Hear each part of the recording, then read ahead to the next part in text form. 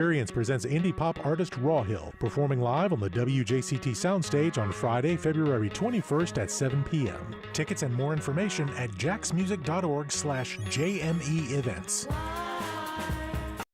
The North Florida TPO is committed to shaping our transportation future. We're focused on planning, funding, clean fuels, and new technologies for a vibrant, connected community. Learn more at northfloridatpo.com. Baptist Health is a proud supporter of First Coast Connect. Baptist Health, committed to building a healthier community for all of us. More info at 202-4YOU or baptistjacks.com. This is WJCT News 89.9 Jacksonville. Up next, national and local news from NPR and the WJCT News team.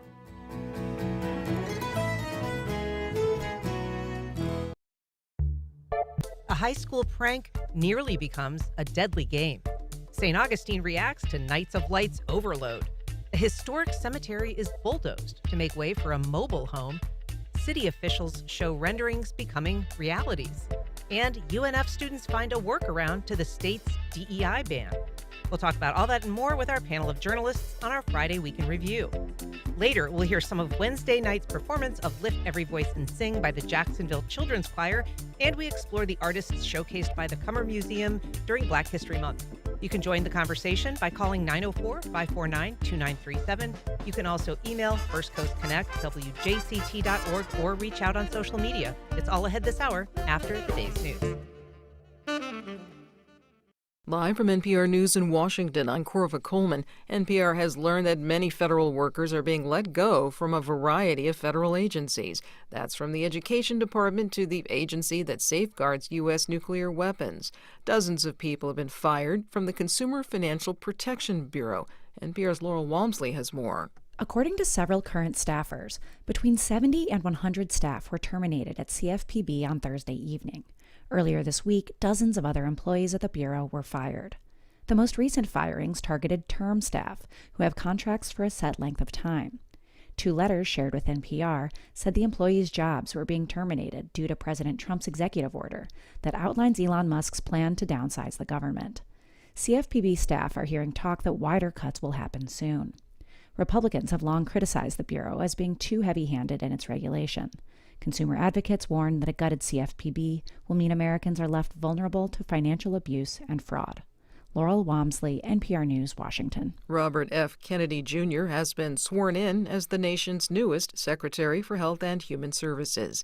He had been fiercely opposed by Democrats who cited his years of work spreading conspiracy theories about vaccines. Kennedy opposes vaccine mandates, but he says he won't stop people from getting one if they want. I'm not going to take away anybody's vaccine. If people are happy with their vaccines, they ought to be able to get them. He spoke on Fox's The Ingraham Angle.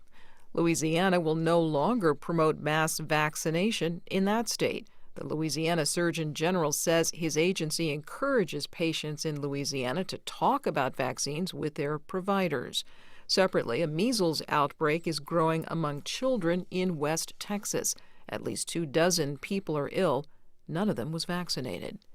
Ukraine says a Russian drone struck the Chernobyl nuclear power plant today. It hit the radiation shelter, protecting a damaged reactor. NPR's Joanna Kakissis reports from Kyiv that Russia is calling Ukraine's accusations a provocation. The strike caused a fire that Ukrainian firefighters were able to extinguish. Ukrainian authorities say radiation levels have not increased. Ukrainian President Volodymyr Zelensky posted surveillance video from the plant showing the moment the drone struck the concrete and steel structure. Speaking to reporters in Munich, he said the damage was significant. He says he believes the attack was a sign of hostility from Russia.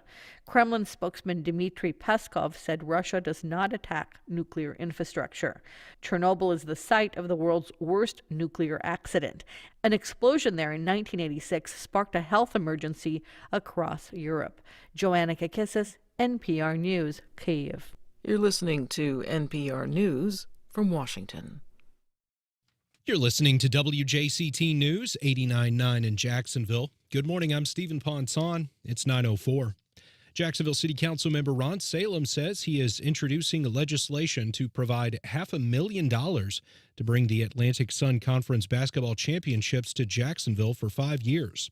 The conference moved its headquarters to Jacksonville last year, and Salem says it's logical for the city to start hosting as many ASUN championships as possible, according to news partners at the Jacksonville Daily Record.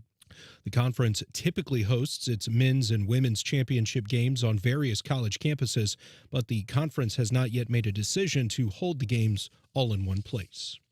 Florida regulators have approved higher rates for Citizens Property Insurance Corporation, but they're not as high as the company asked for. Lillian Hernandez-Caraballo reports some rates actually dipped this year, meaning lower premium costs for some Florida homeowners. Prices will go up for most Florida homeowners. The Office of Insurance Regulation approved a statewide rate increase, averaging 6.6% for most policyholders. Now that's less than half what Citizens asked for. Increases are capped at 14%. Some customers will see decreases too, and rates might be lowered 10%. These changes are meant to keep Citizens affordable but not competitive, as lawmakers try to stabilize the still troubled Florida insurance market. Changes take effect June 1st. In Orlando, I'm Lilian Hernandez-Caraballo. It's going to be a cool day in Northeast Florida. Highs will reach the mid-60s and we'll have windy conditions as well. A slight chance for rain later this afternoon that'll stick around into the early evening. Support for NPR comes from NPR stations. Other contributors include Imaginable Futures, celebrating the hard work, commitment, and achievements of the 1 in 5 college students who are parents. More at imaginablefutures.com. This is NPR. At News for Jax. Good morning, Tiffany. Good morning. Thanks for having me. Thank you for being here. David Bauerlein, Metro reporter at the Florida Times-Union. Good morning. Good morning, everybody. Jim Piggott, longtime City Hall reporter at News for Jax. It's great to be here again. Thank you for bringing this giant bag of candy on the center of the table. Valentine's Day, and you deserve it. Well, thank you so much. We're also joined very graciously by Jessica Clark, anchor and reporter at First Coast News. So nice to have you back. Good morning. Thanks, Ann. I want to start, if we can, with a story about a Bishop Kenny student who was playing a game with a water gun. He got shot by a real one. Local law enforcement, spearheaded by State Attorney Melissa Nelson yesterday, held a press conference to address this issue. Let's hear a little bit of what she had to say. While the game involves water guns, it often occurs in the dark, in the late hours of night, or the early hours of the morning. Play occurs off school campus and often pervades the boundaries of private property, including yards, driveways, garages, and cars. And the water guns often look like real firearms, certainly in the dark. It sometimes can involve masks, camouflage, and other gear intended to obscure identity. And while intended to be really a simple and fun game, these tactics can obviously create a dangerous environment with potentially fatal consequences. So, Tiffany, tell us a little bit about this game. It's called the Senior Assassin game? Yeah, and it's interesting. I've honestly never heard of it before, but apparently this is a game that's been played for years, as long as 20 years, Melissa Nelson said at the press conference yesterday. And what these students do is they'll get assigned a target, which would be a classmate of theirs. And the game can last weeks, if not months. And what they do is they try to sneak up on said student and assassinate them. I say that with air quotes because they're using water guns. And that's what it seems like this student was doing. He was at the home of another classmate up in Yulee at 6 a.m. And that's when police say he was lurking, kind of, squatting around the cars, sneaking around. And of course, the homeowner, who it turns out was an off-duty FDLE agent, took up arms. I mean, she thought it was a true home invader. And that was the warning from police that if you play games like this, you do run the risk of getting shot.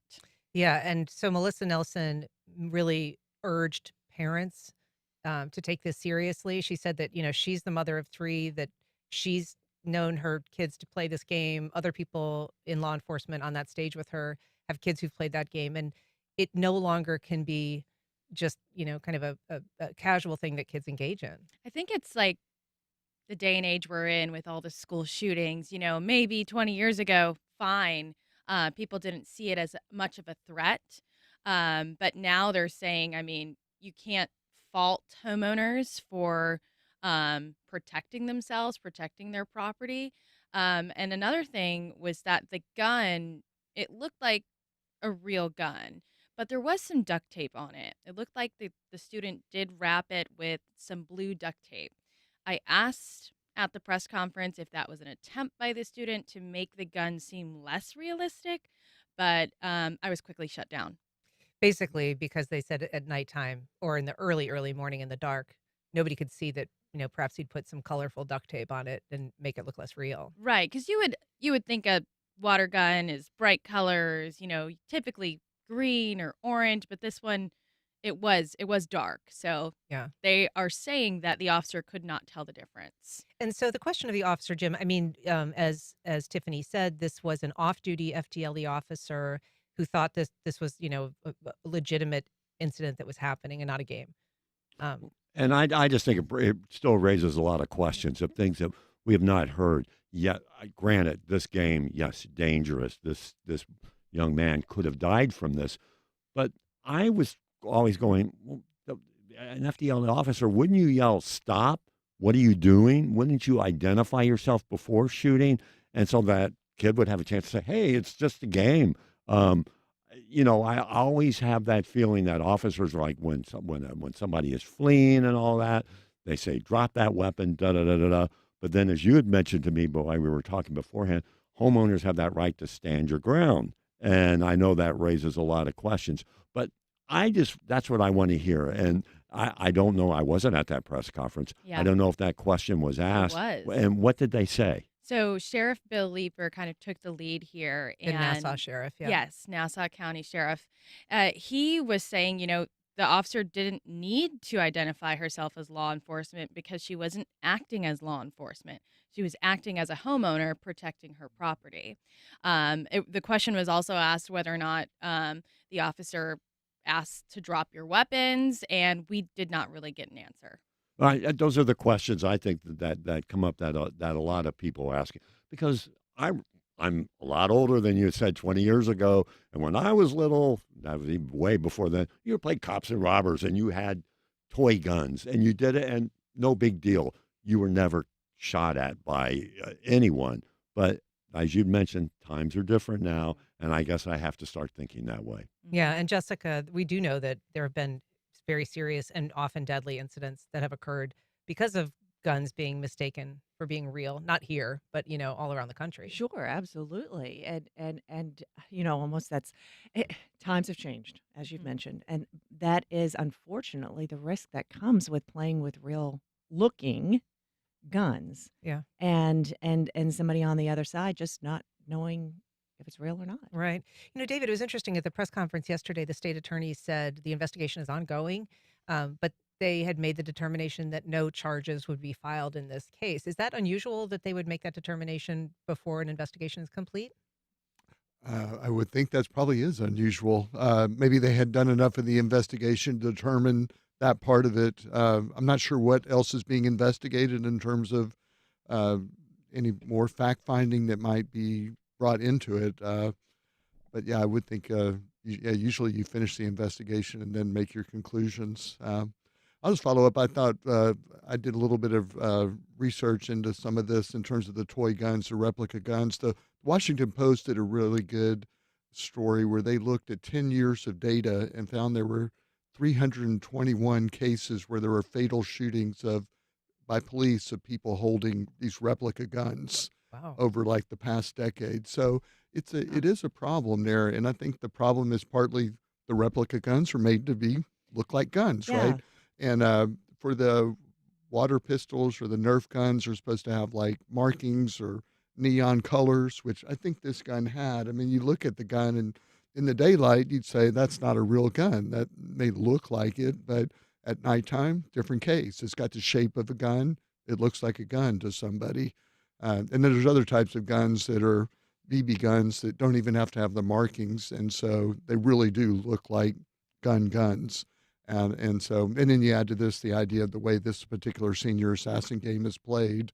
It's not like a bunch of kids are out there on a playground, right. Playing water gun fights. They're out there kind of ambushing each other. And that creates that other sense of suspicion or even threat to people who are in the vicinity. And there is a ring camera video, which police talked about yesterday. This is how the officer was alerted that someone was lurking.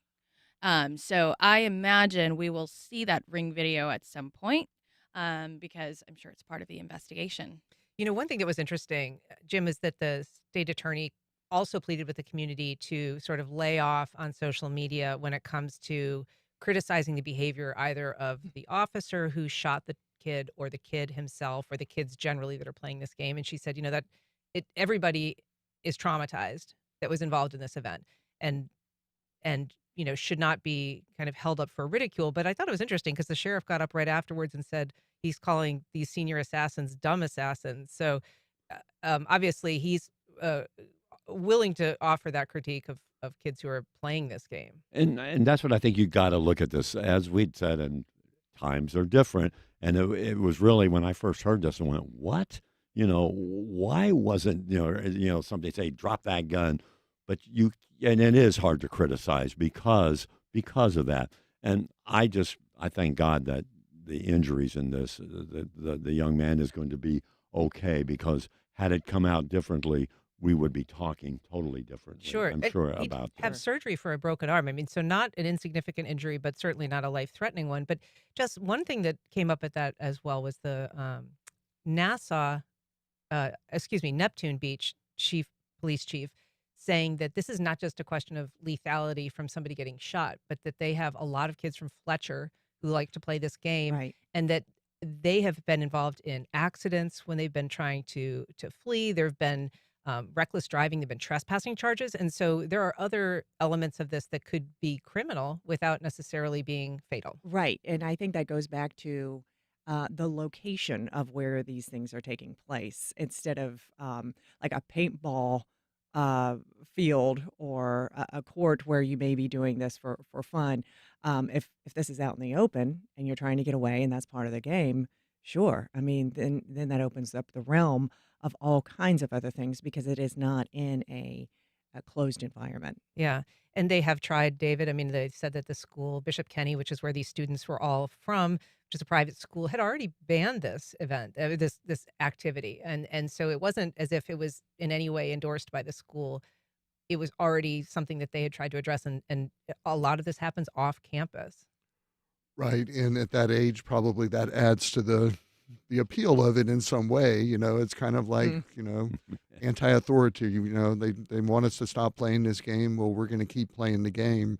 And I don't know, I don't think you can ban the guns. I don't know that you can prevent the game. I don't know. Maybe you can. Maybe there's a way to just say this type of game is not legal. But a lot of the things that create the problems are in and themselves against law. You know, you shouldn't drive recklessly. You shouldn't trespass. Those different, you know, so I don't know how you can really stop it from happening. Well, I think this kind of situation will be a deterrent. Unfortunately, Right. when bad things happen like this, it really puts a halt to future activity or slows down future Right. activity. I think it would be interesting to hear from some of the high school kids what they say as a result of this. Do they think it's going to change? If even them are listening now, if they could even call in and tell us what's being discussed at the schools, because we can sit here and go, oh, this is terrible. But it really comes down to those kids and what they really think the result of this is going to be. Yeah. Right. Part of it too is these are replica guns. That's what causes the sense of threat. If the game was being played with big Nerf water guns, you know, you see at a kid's birthday party, the homeowner would not have felt threatened. It was because the homeowner felt like an actual gun was being wielded on her property that this caused it. And you know, does that mean you have additional requirements maybe on these guns to make it more obvious that they're not real guns? But the whole idea of the replica gun is you want it to be a replica gun. That's what people like about that aspect of it. I come back to this too. Ring camera footage at night when it's dark outside, it is black and white. So if the gun is green, blue, pink, I don't know if that would have mattered if you're reacting based off of that video. Interesting. Exactly. If you're just joining us, I'm talking to Jessica Clark, Tiffany Salameh, Jim Piggott, and David Bauerlein about the week's big headlines, and you can join our conversation. Give us a call at 904-549-2937 or send an email to firstcoastconnect@wjct.org. You can also watch our program live stream right now on Facebook and the WJCT YouTube page. I want to move on now to the topic of Nights of Lights burnout. Jessica Clark. Burnout. Nice, Ann. Nice. You cover St. Johns County for First Coast News. This is not an entirely new complaint. No, it's not. But the concern here is there are more people at Nights of Lights in St. Augustine this year than in previous years. And it was evident on the sidewalks, on the pedestrian roads, on the streets. And it, as many of the city commissioners said this week and a couple of weeks ago, we have a problem. And so, Nights of Lights is kind of the sacred cow that you don't talk badly about, except people are really coming to grips with. This is an issue. This is too big of an event for a city the size of St. Augustine, 10 square miles, 16,000 residents. 16,000 residents. I mean, we have, what do they say, 61,000 vehicles at the garage just in the time frame for Nights of Lights. I mean, that's more, many more than the people who actually live in St. Augustine and have to put up with the traffic and the crowds. And so, yeah, there was a situation. People could not move, not just on the streets because it was so blocked with cars, but on the side streets, all the back roads that the locals know to take, those were even backed up, even into Davis Shores, inside the neighborhood. On the other side of the bridge. On the other side of the Bridge of Lions, people getting into town and not getting on to A1A to get in, but getting into the neighborhood streets, and those were backed up. And the city leaders are saying, we've never seen it like this. It's never been this bad. Well, you say, it's a sacred cow. And I think that that's probably true for merchants, the chamber, people in the world of promoting the city and the city officials. But certainly the complaints from citizens are not new. Oh, no, they're not new. And more, the folks who live in St. Augustine don't go downtown for the Nights of Lights because it is just so packed and it takes a long time to get around. And so, right, that's not new. The reason Nights of Lights was created in 1995 was to boost tourism. Boost business, I should say, not necessarily tourism, but to boost business. Well, it's done that. And and you talk to some business owners, and I certainly talked to my fair share over the holidays, and they were thrilled. I mean, one guy was almost jumping up and down. He owns an inn, and just packed, and the bars, the restaurants were doing well. But then you hear the anecdotal information like, there are too many people in my store, and they're not buying anything. And there are too many people in my store, and they're not moving either. Not only are they not buying, but they're slowing people who are buying from moving around the store who would be willing to spend money. Yeah, this, Jim, is not just an issue of kind of the experience, which I think is legitimate, but the city now looking at the cost and saying, we can't afford to put this event on, that they're operating at a $300,000 deficit at this point this year because of all of the extra law enforcement, all of the extra sanitation that was required, the porta potties, all of that. And they want some money from the Tourist Development Council or the county to help pay. And I think they should. There's a lot of things that I think they could look at as well. State could probably help out on some of this when you're talking the tourist development, because that's something that they should do. I'm kind of at a loss of what they want to do. Do they want people who start attending this event to start paying for part of this other than driving through? I remember when this first started, and it was great to go down to St. Augustine, but you still sat in traffic. And I remember that I didn't like. So I don't know what they plan to do, what they could do. I mean, and Jessica, you've been covering this a lot more. Do they want to add like certain roads, close off roads? So the proposed plan that they want to try out a few things with for July 4th, which is the next big holiday in St. Augustine, is to, I don't know if this is a real word, pedestrianize some streets. So take the cars off some streets in downtown and make them only pedestrian. And then also bring in more bathrooms, because bathrooms were a problem. I mean, to the point where there was public urination because people weren't going to be waiting in the restrooms anymore. That's a public health issue. That's a business issue. They also said that the city employees were getting harassed and threatened when they tried to get in and sort of clean and maintain the porta potties, and they didn't feel safe. Right. And it was the public restrooms where just the cleaning staff was going in and being threatened and harassed by the public. They also want to bring in more officers to direct traffic because pedestrians were just walking and it didn't into the streets, and it didn't matter if the green light was on, the red light was on, or the cars were coming. The pedestrians were walking in. And so one solution suggested is to bring in officers to actually get in the intersections and do the old-fashioned direct traffic, because people will also, who are walking, follow what the officer is saying, and may have more sway than a light.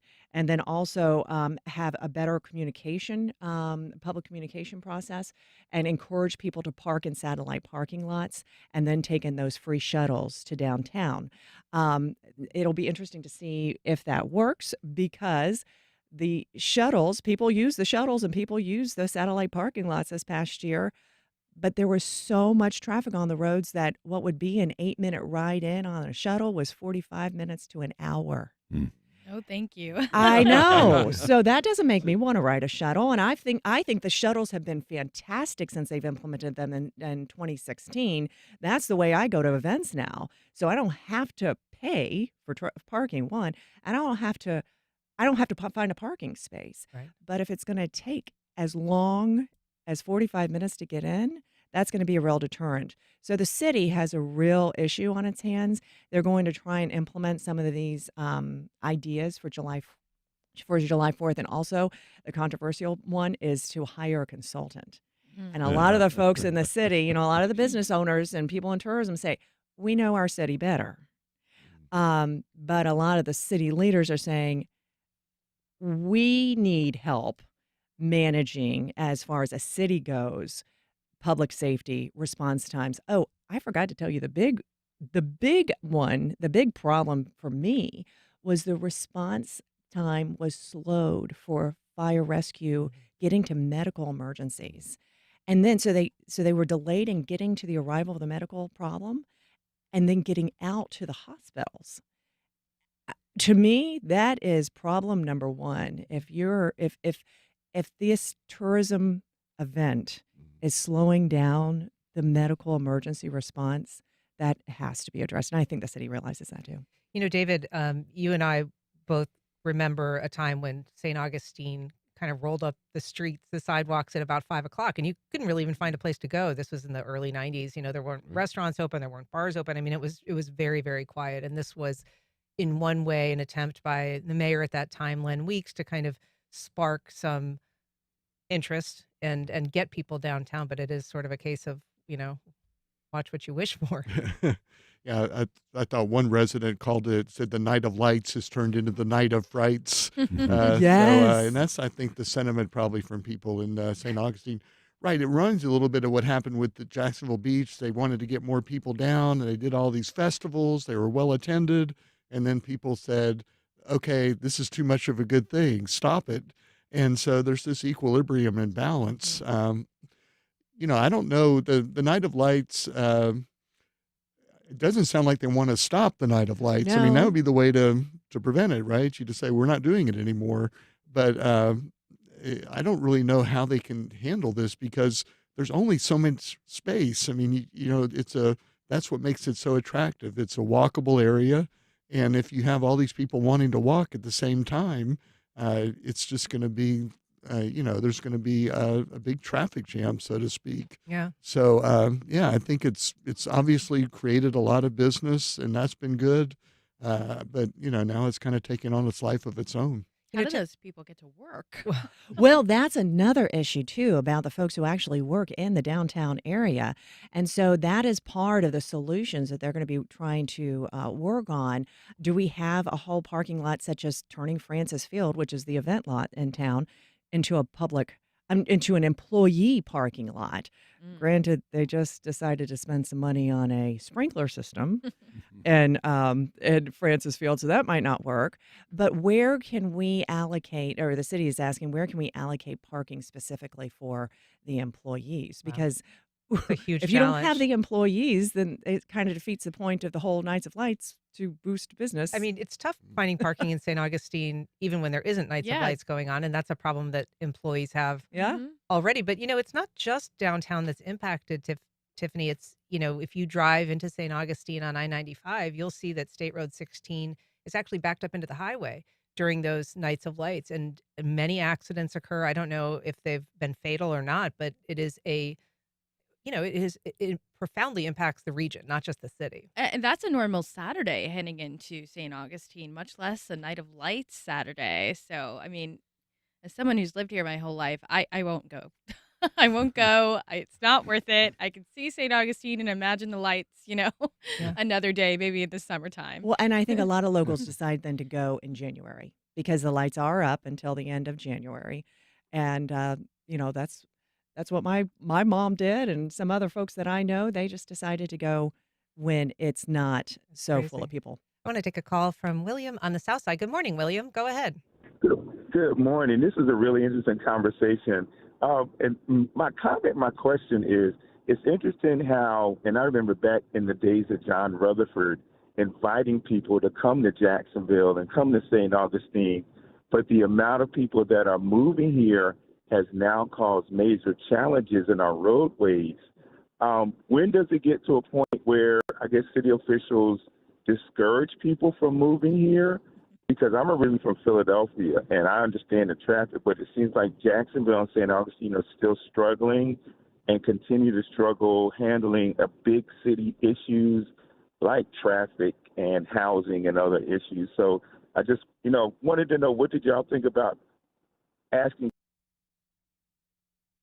I think we lost you there at the end, William, but I think we get the point. And Jessica, or Jim, I mean, this is a good point. You said earlier the city has 16,000 residents. Since this event started, Nokatee's been built. It has twice as many residents. Mhm. And that's not outside tourism. That's just the people that live in your county. Well, and I think when you're looking at this really isn't the residents that are causing the problem. It's all the tourists coming in. I really didn't realize that it was Nights of Lights was that big of a problem until all this came out this year. But somebody that sits on the outside watching this, and as we're discussing this, like, you can't get through. You're sitting there, and I think it is going to raise a lot of issues. But is there really anything that can be done to correct it? Well, I mean, correct me if I'm wrong. This latest kind of concern about this really started percolating when the county started talking about reaching out to European visitors and trying to encourage European visitors to come to town. And that was sort of, I think, when the citizens were like, hey, enough. Right. So, yes. So to answer kind of both of your comments here, there are definitely tourists who come in to the Nights of Lights. But the city manager was telling me there is this sense that because there are more people just living within an hour's reach. So and he even mentioned specifically North St. Johns County, which has boosted in its population. Then there is this sense of, we're just going to go drive around St. Augustine for the night. And there is that feeling there among the city leaders that it's not just the tourists who are coming and maybe spending a night in a hotel, but it's just the folks who are driving 45 minutes to an hour just in and saying, well, we just want to drive around. Well, that is almost impossible now on a weekend in December in St. Augustine to simply drive around. And so they're really trying to push this idea of park outside the city, get some transportation in, and then such as a shuttle, and then walk around. So make it more of a pedestrian event. I'm going to take a call from Mark on the South Side. We're going to have to leave it after this, though. Go ahead, Mark. Yeah, I lived, born and raised in Jacksonville all my life, went to school in Jacksonville, and 3 or 4 years ago, I decided to move to St. Augustine. So like all right-thinking St. Augustinians, I hate everybody from Jacksonville coming into my city and clogging up the streets and the sidewalks. But, yeah, first off, I don't even understand the appeal of this. It's the same city everybody knows for the last 500 years, and it's one color light everywhere. It's beyond me. But every now and again, you hear people talking about it in Jacksonville. We need to build an attraction to pull people off 95 and get them to come to a giant Ferris wheel or an aquarium. Think about this. Think about St. Augustine Night of Lights when you start hearing that. Do we really want that? No, you don't. Yeah.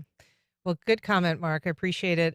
If you're just joining us, we were talking about the top stories of the week with our panel of journalists, and you can join our conversation by calling us at 904-549-2937. You can also email firstcoastconnect at wjct.org. But I do want to move on now, Tiffany, to a story that you have been covering in Putnam County, a 4-acre, roughly, property in Crescent City where a cemetery was bulldozed. Yeah, really interesting. So I'll catch everyone up to speed here. It looks like last year property was sold to some out-of-state buyers, right? Zillow listing says historical property, versatile potential. Well, fails to mention people are buried here.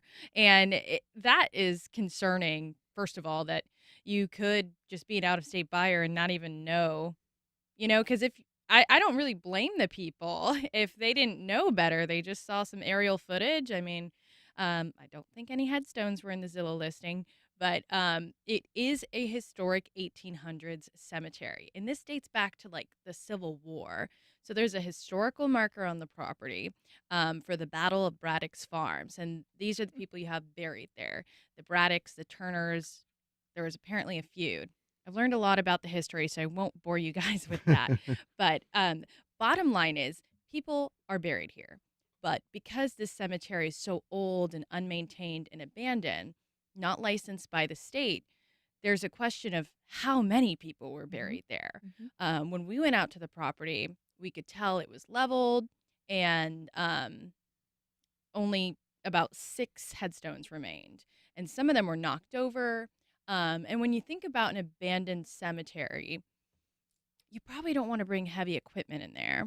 So the damage has really already been done if they've brought excavators and leveled the ground, because some of the ancestors or some of the people who live in Crescent City, those are their ancestors that are buried there. So they know of this place. Everyone in Crescent City is like, yeah, Well, there this was is a the Braddock sign- Cemetery. There was a Yeah. sign that said cemetery. Yeah, so if you're driving down on the side of the road, you would see an orange sign that says Mason Braddock Denver Cemetery, and it points to the property. That sign is gone. So clearly someone knew this was a cemetery. If you walk the property, I don't think you could not know it was a tell us cemetery. a little bit. I mean, for people who aren't able to picture it, you had some really extraordinary footage of kind of the before and after. And the before shows a property that is heavily treed and full of grave sites. Yes. And the current picture is leveled.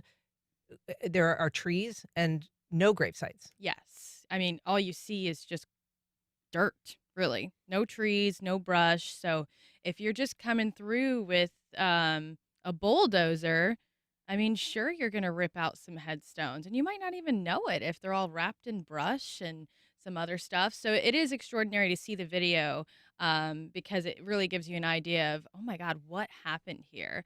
And even more interesting is that there is an ongoing investigation with the sheriff's office, but nobody can prove that people were buried there because this was such an old cemetery, an abandoned cemetery. There's some unofficial records, right? But nothing concrete enough, I think, for them to press criminal charges. So that's what it says in the police report, too, is that, okay, we looked at it, someone called us, we came out here, but we don't know how many headstones might have been disturbed.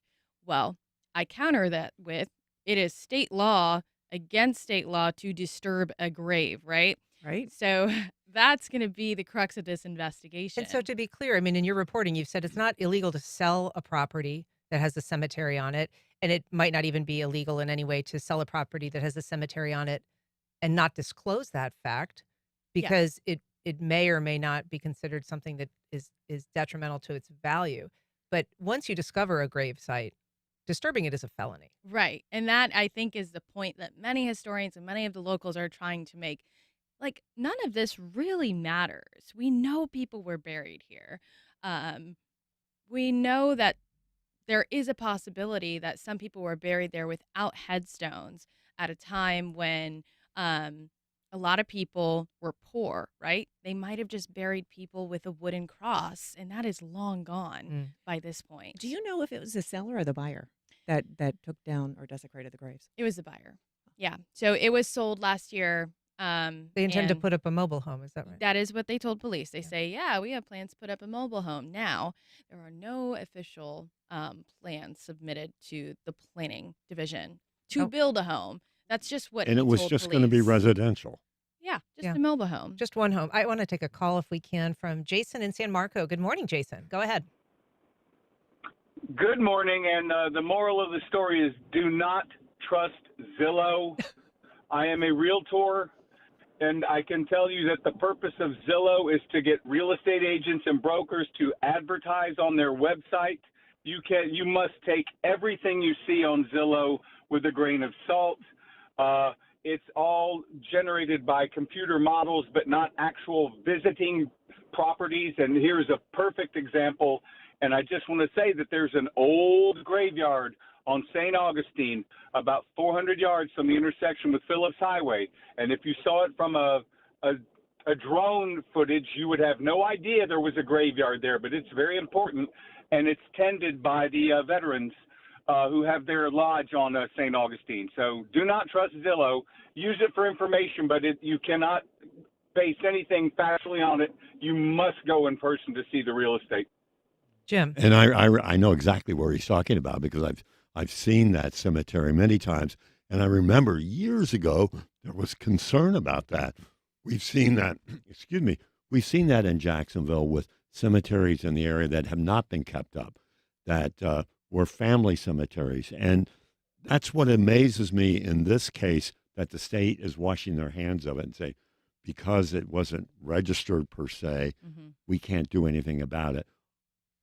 Personally, I think they could do something about that, and they should step in, and something should happen. There should be, as you had mentioned, we talked before the show, there needs to be some type of excavation, something done to determine if there are graves there or not. It reminds me of that movie Poltergeist. I'm sorry. That's what everyone says. It's where, they move the graves, they move the headstones, but not the graves. And I just think there's a lot of questions to be answered. I just don't know why you would want to live there. Yeah. Have any of the descendants come forward? I've talked to a few of the descendants, and many of them are trying to stay out of it, which is interesting.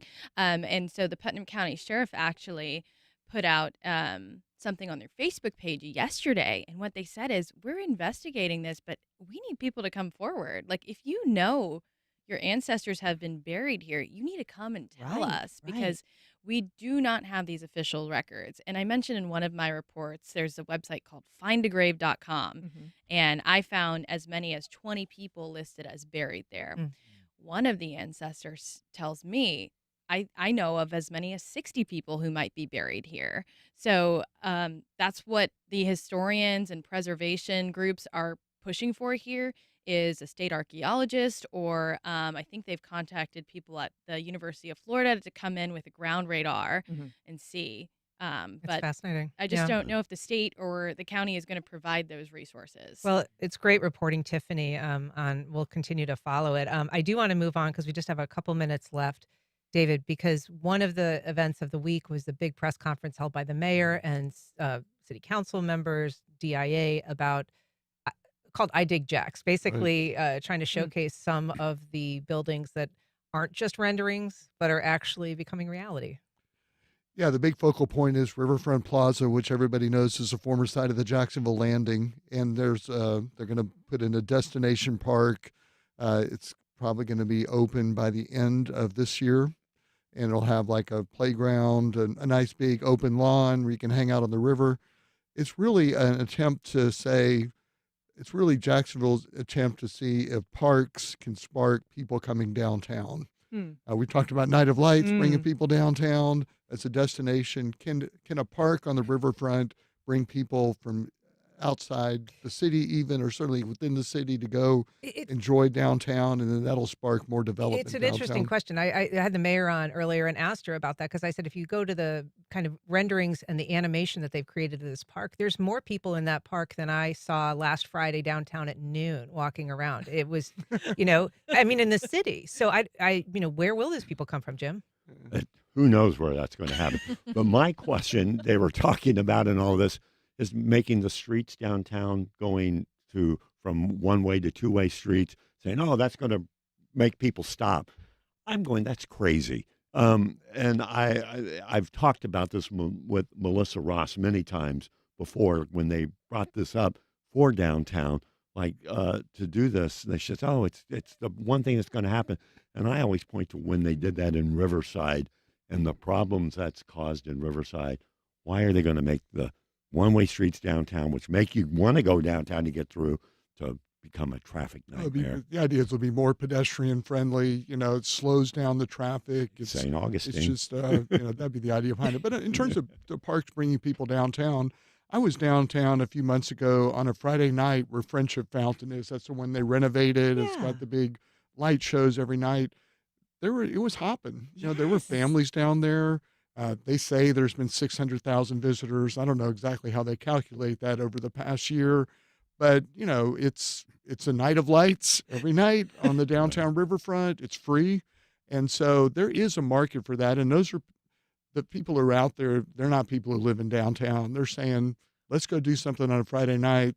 Kids are running around. It's a fun time. So I think there could be that dynamic as far as people actually saying, let's go to the riverfront and spend a few hours on this great St. Johns River, which is Jacksonville wishing they had St. Augustine's problems. Yeah, I know, exactly. Oh, just boy. Send them up here to Jacksonville, exactly. I think people want a place to gather, and I've seen that. I've been to the first Fridays at the Friendship Fountain. There is a lot of people there.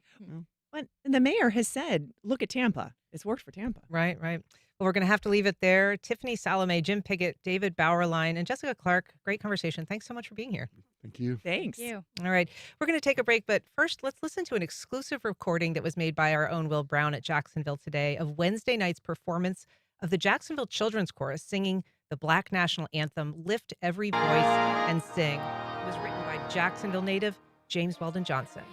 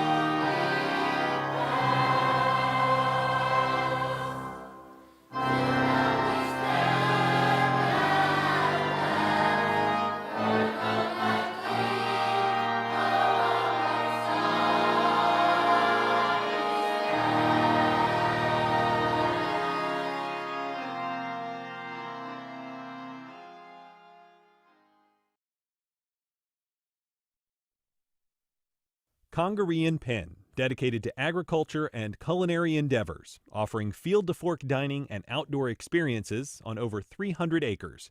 Sip, dine, explore. Information at congareeandpenn.com. Terrell Hogan Law. I'm Wayne Hogan. Car accidents happen too often for your family to go unprotected. Uninsured motorist insurance. When you need it, will you have it? More at terrellhoganlaw.com. Saturday Night Live celebrates its 50th anniversary with a live 3-hour special on Sunday. On the next Fresh Air, we hear from some of the early cast members. Dan Aykroyd, Al Franken, who was one of the show's original writers before becoming a cast member, and writer Alan Zweibel, who talks about creating iconic sketches with Gilda Radner. Join us Today at 1 on WJCT News 89.9.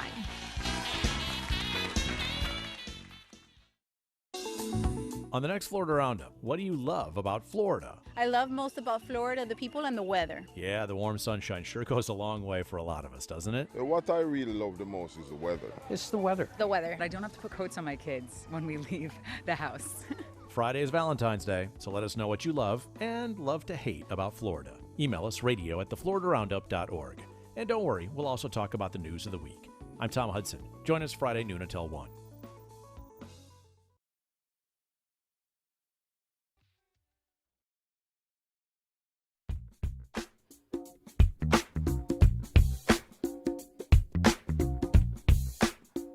Welcome back. Throughout this month, we have explored the legacies of some of the area's notable Black residents, and we continue to explore today the artists showcased by the Cummer Museum's Black History Month observance. Joining me is Andrea Brownlee, American art curator, author, and CEO of the Cummer Museum. Welcome.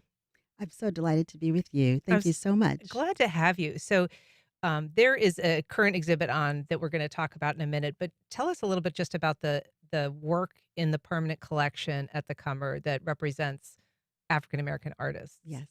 We're so proud of our permanent holdings, and we're also several artists are represented in our collection. We're very, very proud of that. Wonderful. And as you say, Augusta Savage is a local. Tell us a little bit about the heart, because not everybody's familiar, but that is an extraordinary sculpture that was created for the World's Fair. It was created for the World's Fair, and what we love so much is the opportunity to talk about a work in our permanent holdings entitled Diving Boy. It was one of her most celebrated works. She and Nina Cummer, our founder, certainly had a rapport, and it was one of the works that was bequeathed in her gift to our permanent holdings. And so Augusta Savage is this wonderful, wonderful representative of the First Coast. We all know that she was born in Green Cove Springs in 1892, and she went on to become this extraordinary teacher in New York. She was a leader. She was a catalyst for change. And so to know that she spent some time right here in the First Coast is very special to us. In addition to that, we have a work in our permanent holdings called Gammon, which is a wonderful, beautiful, sensitive portrait of her nephew. So very proud of those two works. She also was a very committed arts educator, really committed to making art something that was part of the lives, particularly of young African-American kids. She was, and she had a dual passion for children as well as artists who were trying to find their way in a very, very difficult time to make a career for themselves. So we're very proud of that legacy. So let's talk about this exhibit that's coming up now, sort of specifically for Black History Month, that features these posters from the Norman Studios. Tell us what they are, what the exhibit includes. Yes. So again, very, very proud of this permanent holding, of our permanent holdings. Jacksonville's Norman Studios movie posters from the permanent collection is a beautiful exhibition. These are, of course, posters from the silent film era. It is a time to celebrate not only Richard Norman, but also, that he purchased this almost bankrupt, Eagle Studios complex, which was in Arlington. And certainly these posters are these wonderful signals of that time. This is when an extraordinary range of Black characters were on the screen. This is when this film industry in Jacksonville was booming and a real model for the country. So when we talk about sort of casting Black characters, the opportunity to present them, to showcase them, and show a real slice of a beautiful, exceptional moment in Jacksonville's history. It can't be any better. Yeah. And it's a real pride point for the Cummer Museum. The posters are also, I mean, kind of works of art unto themselves, though. It's not just commemorating this cool piece of Black local history, but, artistically. Absolutely. And when you come between the compositions and how they are displayed is a real testament to the love and the pride that we feel for this particular moment. So between the vivid colors, an opportunity to talk about the range of cast members, the range of beauty.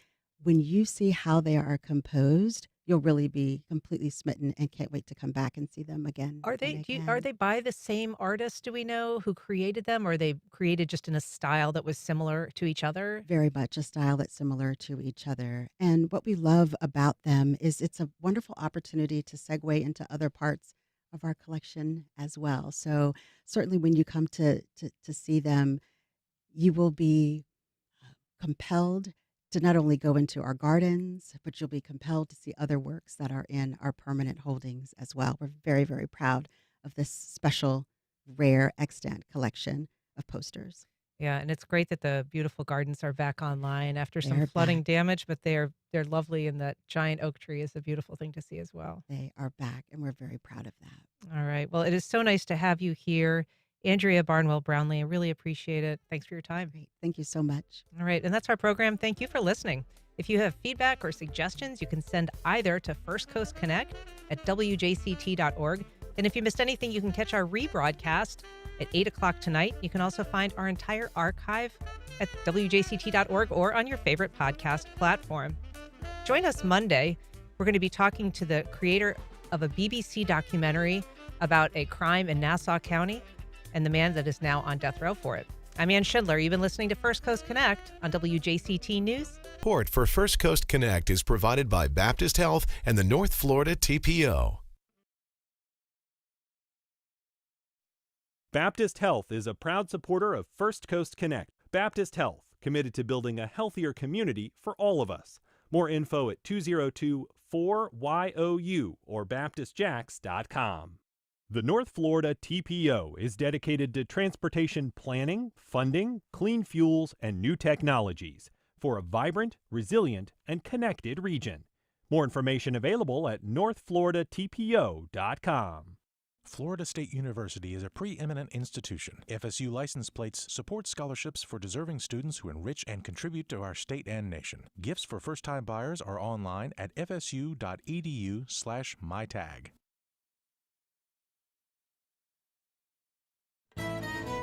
This is WJCT